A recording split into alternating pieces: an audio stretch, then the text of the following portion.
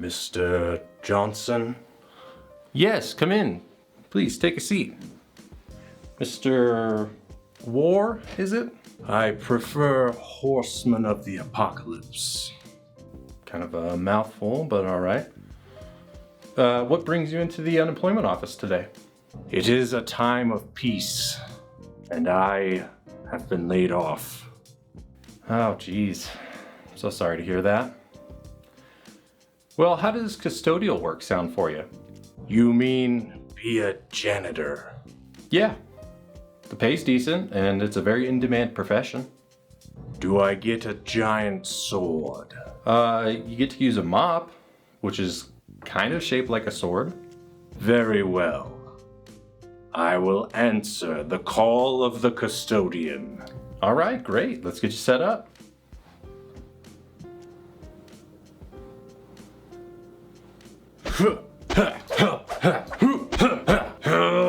Yeah.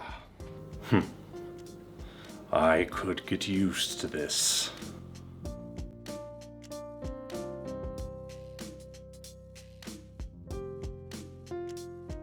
Hello and welcome, I'm Ty Valentine. When you think of classic hack and slash games, does Darksiders come to mind? It really should. Fun combat, excellent voice acting, engaging puzzles, a solid soundtrack. This game has it all. Back in 2010, critics were giving it 8 out of 10s across the board. But even in 2023, if I was one to numerically score art, Darksiders would get a 9 from me. Before researching for this video, if you had told me this was a studio's first game entry, I wouldn't have believed you. Here's a little bit about that story before we talk about the game itself. In 2003, David Adams, Joe Madureira, and Ryan Stefanelli met while working at Realm Interactive. They all had various experiences in game development. Adams had been the game engine designer for Exarch and was working on his own engine at the time. Joe was an art director, and Stefanelli worked in asset and dungeon creation. The three decided to form their own company named Vigil Games in 2005, partly based on their mutual discontent working for Realm. The trio worked on the earliest prototype of Darksiders without pay, often relying on family and friends for financial support without having services like Kickstarter available back then. After many rejections by publishers at E3, the team met with THQ, a company that until that point was primarily focused on third-party IPs. Their last meeting at the expo, that David, Joe, and Ryan were the most hesitant to attend and were late to, ended up being the one that got Vigil their funding. Originally slated as a 4-player co-op game featuring the 4 Horsemen of the Apocalypse, the game evolved quite a bit over time. The theme of half-stylized, half-realistic metal horror fantasy was one that Vigil landed on after going through many different variations in art style. Obvious combat connections can be made to God of War and Devil May Cry, but the platforming and movement was inspired by games like Ratchet & Clank and Super Mario. Darksiders released on January 5th, 2010 for PS3, Xbox 360, and PC after 3.5 years of development, the last year being a significant crunch period for Vigil. The term crunch refers to an unfortunately omnipresent practice in game development, where employees are pressured into working upwards of 60 to 80-hour work weeks in the hopes of meeting release deadlines. Regardless of how exciting a project may be or how passionate with their career someone is, these are workloads that wear on people tremendously, both physically and mentally. It's a god-awful unwritten standard of the game industry, and it needs to stop yesterday. I'm glad to see the growing movement for unionization in game development. Vigil has expressed remorse for having been part of that crunch, although pleased with the end result and the bonds it created in such a small team. There's a great series of interviews on the making of the Darksiders series on the Gamementary channel if you're interested. It's a fascinating underdog story the original creators can tell better than I can. For now, we'll move on to the story of the game, including spoilers. Here's the time code to skip to if you want to avoid those. Keeping both heaven and hell in check through their eternal war are the 4 horsemen, who act upon the will of the Charred Council, ancient entities tasked with maintaining the balance. The third kingdom of the human race is born, which the council decrees will someday be important to the balance and must be protected. The kingdoms of heaven and hell are then ordered to cease fire, binding their treaty to 7 seals, which when broken would trigger the End War, an event akin to the Rapture in Christian mythology. These seals are only meant to be broken when the human race is adequately prepared for the final battle for balance. We open on a human metropolis being destroyed by demons and angels falling to Earth. An invasion has begun when suddenly War, one of the 4 horsemen, intervenes. As he battles his way through the city, War becomes steadily weakened at the sound of a horn in the distance.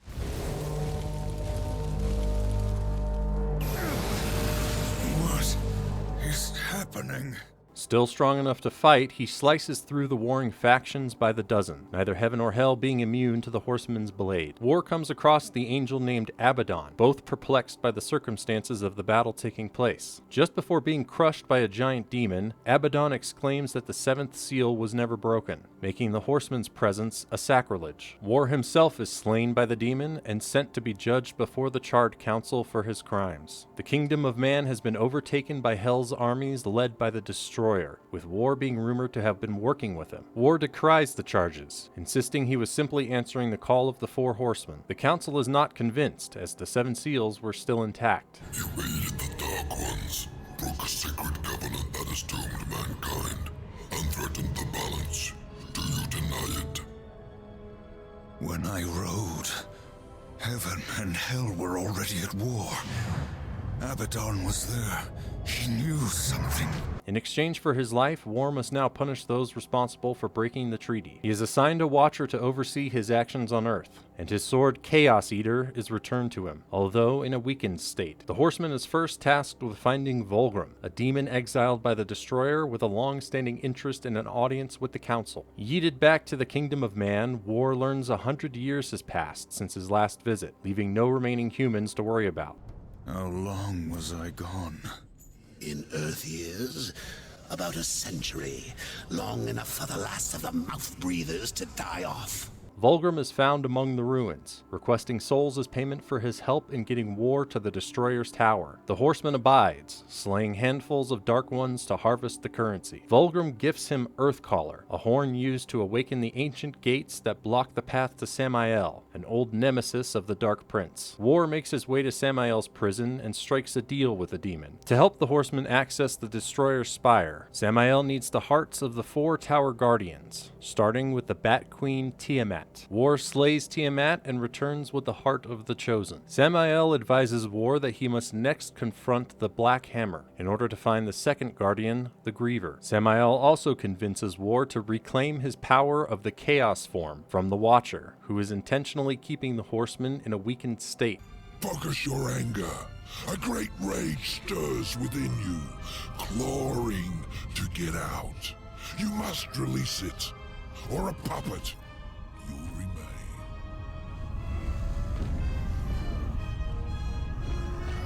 After Falcon punching the Watcher, War's power is returned to him. In Anvil's Ford, a giant hammer is found guarded by a hulking Scottish blacksmith named Ulthane, and he is challenged by the horsemen. Amidst their duel, the angel who accompanied Abaddon interrupts, wanting to exact justice on War for her comrade's death. The Black Hammer is having none of it, and joins the horsemen in fighting the angels off with a rousing game of who can kill the most. War wins the fight against his angelic accuser, and is granted passage through the Black Hammer's gates that lead to the Griever. The second guardian is slain, and its heart returned to Samael, who recognizes the angel mommy from earlier as Uriel, who is implied to have been Abaddon's lover. Samael foreshadows War's eventual rematch with Straga, the oversized demon who killed him and the leader of the Hellguard a century ago. Samael's next request is the heart of the Stygian, the king of the giant worms that lurk within the Ashlands. War complies, and in doing so is reunited with his horsey Ruin.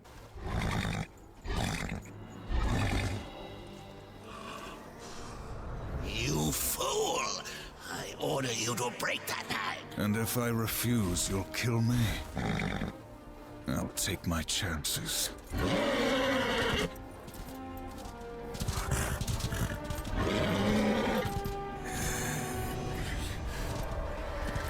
The fourth guardian, Silitha the Broodmother, awaits the horseman in her web-strewn lair, where she cocoons and extracts information from her unfortunate victims. Before they fight, Silitha explains the guardian's task was not to guard the Destroyer's tower, but rather to prevent Samael's escape. She warns the horseman of Samael's power should he be released, but War is unfazed. The final heart of the Chosen is brought back to the prison, where the former servant of the Dark Prince regains his full strength and fulfills his end of the bargain, activating a portal into the Black Throne. I recognize a quest for revenge when I see one.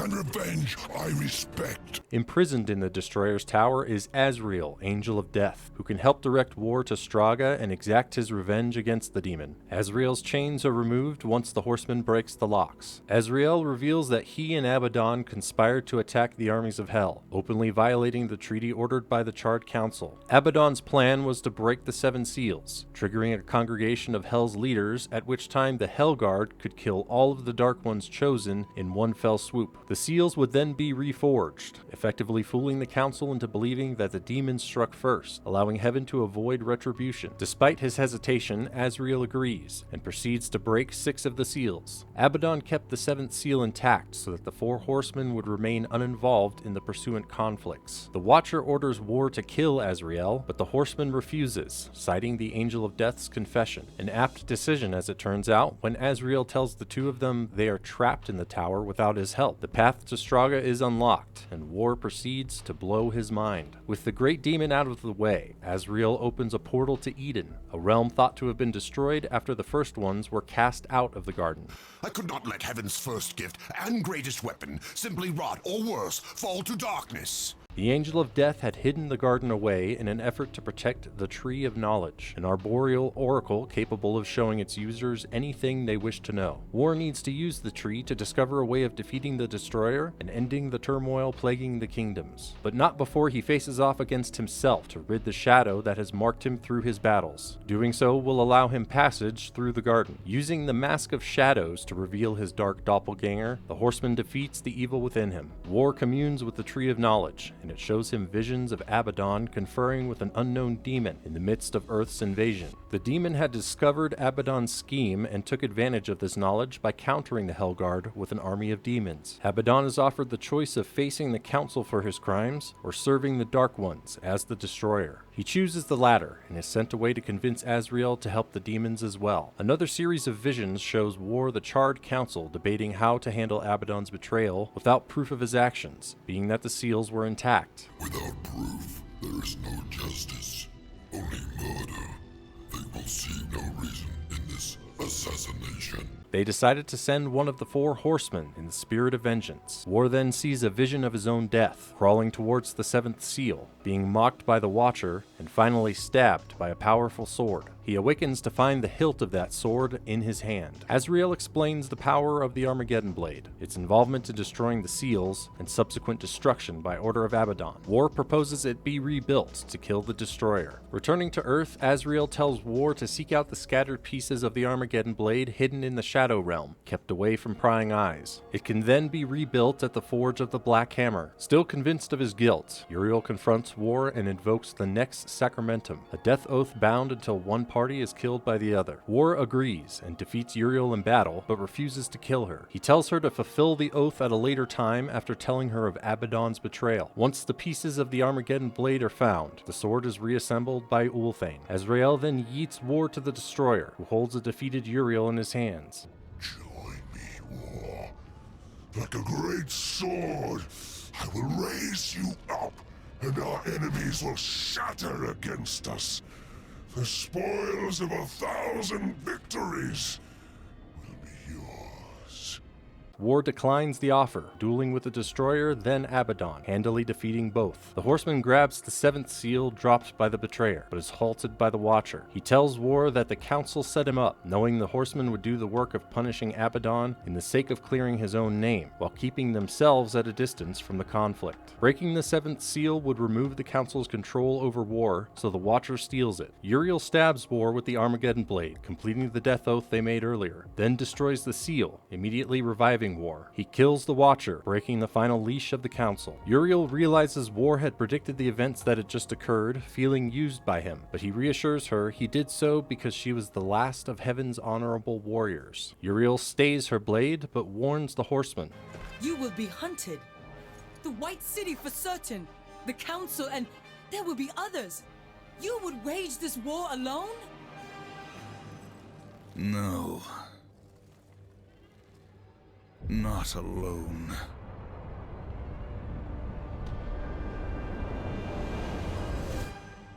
Roll credits. Everything in the story is explained just enough to tie up all the loose ends and provide a cliffhanger for a sequel. In the case a sequel wasn't made, it's still a great self-contained adventure that wouldn't necessarily need another entry in the series. Solid writing. The dialogue is almost entirely exposition though, so it's hard to relate to any of the characters. But I guess they aren't human anyways. Mr. Plinkett made a good point in his reviews of the Star Wars prequels when he said you need at least one relatable character if your story takes place in a universe of monsters, aliens, and weirdos. A sort of everyman who we can discover things about the fictional universe with, and be explained what is happening in a simple way that a normal person can understand. It's a narrative pitfall that a lot of fantasy and sci-fi adventures land in, where the audience is just kind of dropped into a world where everyone is named something strange or real-world logic doesn't apply. This is something I think understandably repels people from fantasy and sci-fi, because you have to remember things like Asgaroth II, first of the chosen Borkers, is in a proxy war with Stitchkers of Deezanuts, but they are both sworn enemies of Worcestershire sauce, the divine condiment. And you're just like, what? In the case of Darksiders, I don't know how this problem could have been resolved without shoehorning in some kind of silly, bumbling human character constantly going,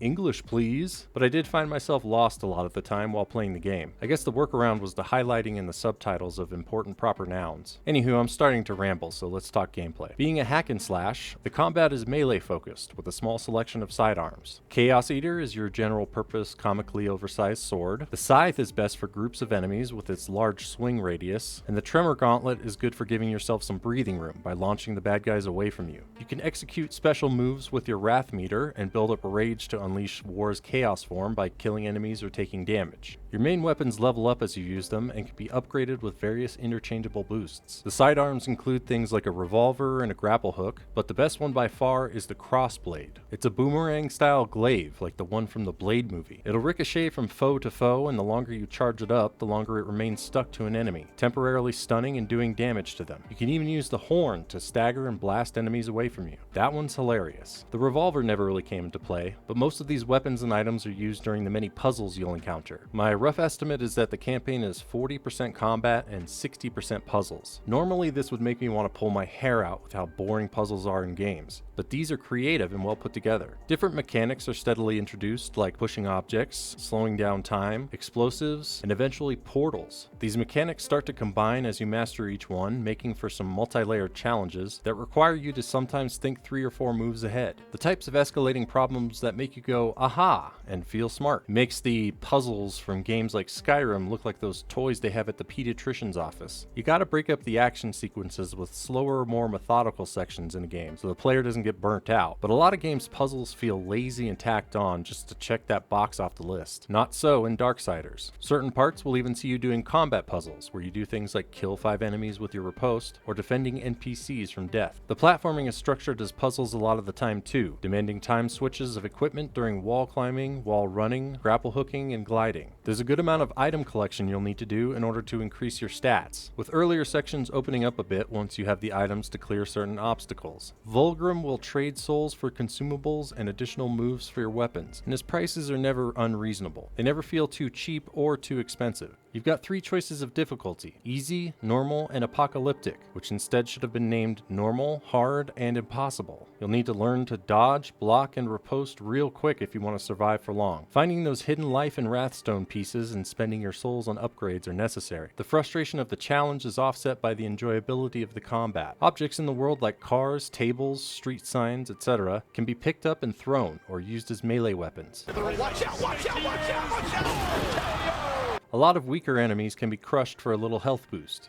And who doesn't enjoy endlessly bullying monsters? You can get a quick achievement for chaining together these finishers 5 times in a row on dusk bats without falling to the ground. Once they're weakened enough, you can kill larger enemies with these cinematic fatalities to style on them and fulfill that power fantasy even more. If that doesn't do it for you, the Chaos form lets you smash them into the pavement as an invincible giant demon. There's an on-rails flying turret section, and later you can pick up turrets to use against enemies that are actually a lot of fun to use. The structure of the world is semi-open, meaning you travel travel through sectioned areas of a larger region, all of which you can return to at any time. Each area has a totally unique environmental design, my favorite being the spooky graveyards of the Choking Grounds. The dungeons can be pretty maze-like, but not overwhelmingly so. A map is always available that will most of the time point you the right way. There were a few parts where even consulting the Watcher didn't give me clear direction on where to go next. He does sometimes fly around and call you over to where you need to be. Riding War's horse Ruin comes into play during a couple of the boss fights, but outside of that he's more just a fast way to traverse longer open areas. Then again, fast travel points are available through Volgrim, so I mostly use that to get around. I like horsies, and Ruin is an exceptionally badass horsey, so a little more story involvement would have been cool to see. Just look at him, he's fucking awesome.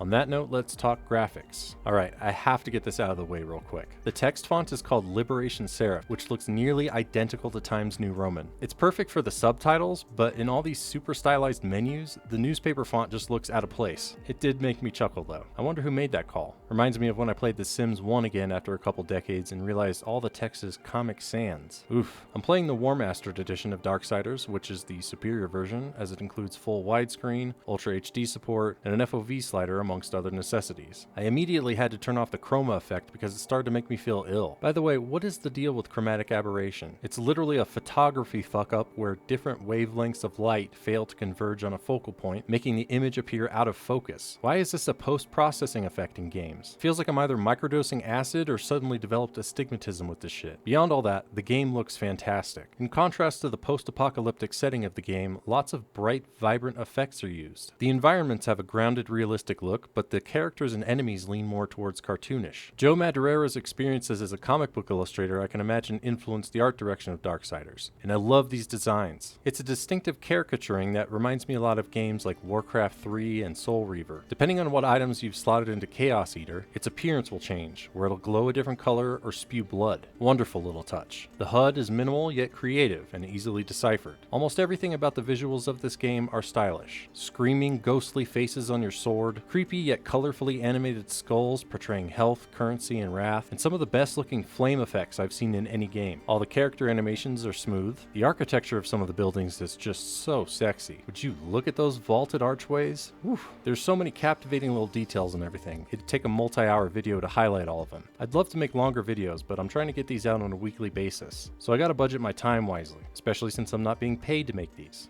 Yet. Let's get that subscriber count up, eh? Onto sound design. Chanting choirs accompany a Hans Zimmer-esque orchestra on the soundtrack, reflecting the grandiose themes of heaven versus hell versus horsemen. Composers Chris Velasco, Mike Reagan, and Scott Morton are credited for the music, with Velasco having worked on the original God of War trilogy, as well as games like Mass Effect and Borderlands. Mike Reagan is a Grammy Award-winning film, TV, and game composer, who's worked for companies like Disney and Square Enix. Fun fact, he's credited as the guy who does the Tarzan yell in the 1999 animated film.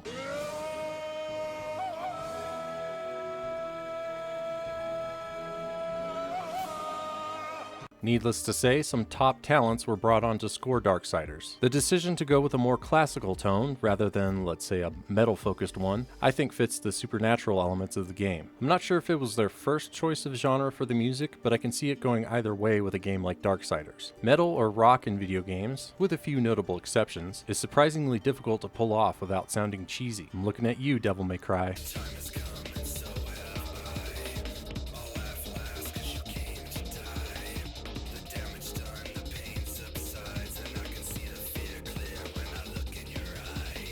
5.1 surround sound doesn't mesh well with the audio during the cutscenes, so certain effects were muted or missing in those. Down mixing to stereo apparently fixes this, but I generally get nervous when messing with game files. It's not insufferably bad, more so just distracting. All the weapon sound effects hit the mark of being satisfyingly powerful. You'll hear a lot of clanking armor and sharp slicing, of course, but beyond that, the monsters' roars or even the horsemen's grunting never feels repetitive or annoying. As for the voice acting, what a cast. Lonnie Manella, Liam O'Brien, Troy Baker, Phil Lamar, Vernon Wells, and of course, my man, Mark fucking Hamill. Yes, that is in fact Luke Skywalker voicing the Watcher. Remember that, or I will really get under your skin. Now, everyone is entitled to their own opinion, but the best Joker is objectively Mark Hamill, and if you don't think so, you're just plain wrong. The line deliveries are impeccable from the entire cast, particularly from J.B. Blanc as Ulthane. You know me, but I don't know you, and I don't like strangers.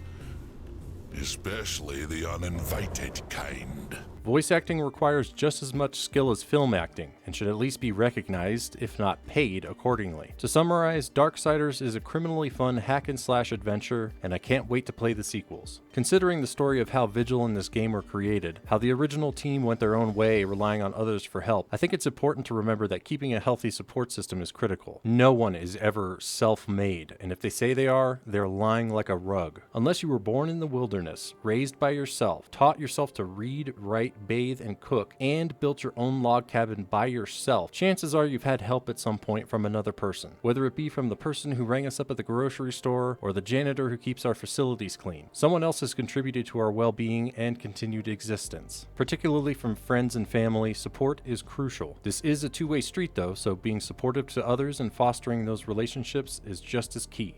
That's it for this episode. So play Darksiders, stay excellent, and have a great evening.